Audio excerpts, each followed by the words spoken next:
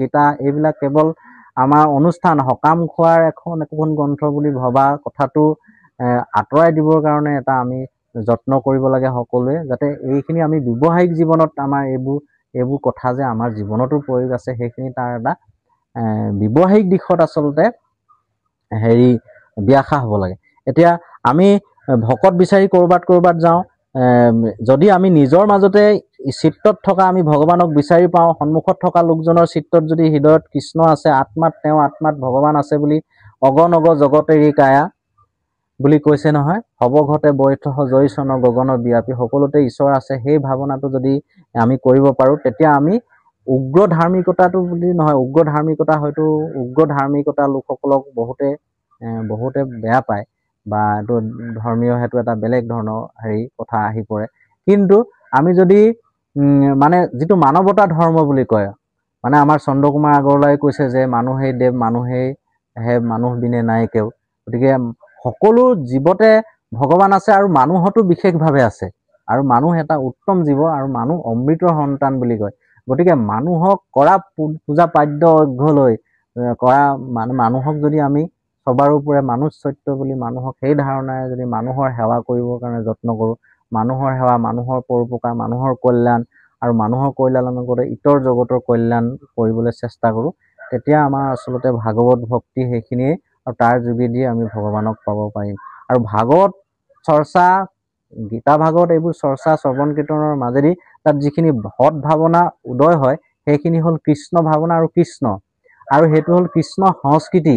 আমি ভাগৱতত যে আমাৰ আলোচনা কথন মথনত কৃষ্ণ উপজে, আমি কৃষ্ণকে লৈ যাব পাৰিব লাগে, ধ্যানটো কৃষ্ণতে ৰাখিব পাৰিব লাগে। কিন্তু কৃষ্ণ উপজা স্বত্তেও বসুদেৱ দৈৱকীয়ে কিন্তু যোগমায়াকহে পাইছিলে, কাৰণ কৃষ্ণক ধৰি ৰাখিবলৈ বহুত সাধনাৰ প্ৰয়োজন। যদিও বসুদেৱ দৈৱকীৰ গৰ্ভত মানে কৃষ্ণ উপজিছিলে, কিন্তু তাৰ পৰম সৌভাগ্য লাভ কৰিলে প্ৰতিপাল কৰিবৰ কাৰণে নন্দ যশোদাই কৃষ্ণক পালে, আৰু বসুদেৱ দৈৱকীয়ে যোগমায়াক পালে। গতিকে ভাগৱতৰ ভাল কথাবোৰত কৃষ্ণ, আৰু সেই কৃষ্ণখিনিক যাতে আমি কৃষ্ণক যাতে ধৰি ৰাখিব পাৰোঁ, কৃষ্ণক নলৈ আমি যোগমায়াক যাতে আমন্ত্ৰণ নজনাওঁ, আৰু সেইখিনি আমাৰ ভাগৱতৰ কথা। আৰু আমি তাৰমানে যেনেকৈ আকৌ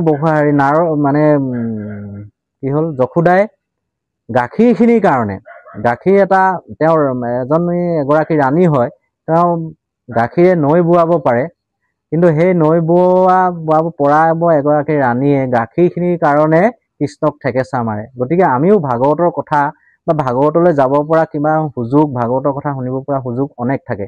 সেই কথাবিলাকত আমি সৰু কথা এটাক, মানে নগণ্য বস্তু এটাত গুৰুত্ব দি যাতে আমি ভাগৱতলৈ পিঠি নিদিওঁ, আমাৰ সৰু কামটো বা কিবা গুৰুত্ব অলপ কম থকা কামটোত অকণমান ছাইডত ৰাখি পাছত এইটো কৰিম বুলি ভাবি হ'লেও আমি ভাগৱতক যাতে প্ৰাধান্য দিওঁ, তেতিয়া আমি কৃষ্ণক প্ৰাধান্য দিয়া হয়, আচলতে কৃষ্ণক গুৰুত্ব দিয়া হয়। যেনেকৈ যশোদাই কৃষ্ণক গুৰুত্ব নিদি গাখীৰখিনিক গুৰুত্ব দিছিলে, সেইকাৰণে মাজে মাজে কৃষ্ণৰ অভিমান হয়। গতিকে আমি ভাগৱতখনক ঐশ্বৰিক ভাৱনাৰ লগত জড়িত ঈশ্বৰ ৰূপে যদি আমি ভাবিব পাৰোঁ, গীতাক যদি ঈশ্বৰ ৰূপে ভাবিব পাৰোঁ শ্ৰদ্ধা ভক্তি সহকাৰে, তেতিয়া ইয়াৰ শ্ৰৱণ কীৰ্তনৰ উপকাৰটো আমি লাভ কৰিব পাৰোঁ।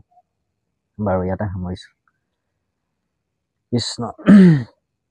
এৰা নহবে ধান্দা, নামক গলত বান্ধা, মৰণ সম্বল হৰিনাম, নমৰা বিষয় ভুলে, কৃষ্ণৰ কিং কৰে বোলে, ঘুষিও সদায় ৰাম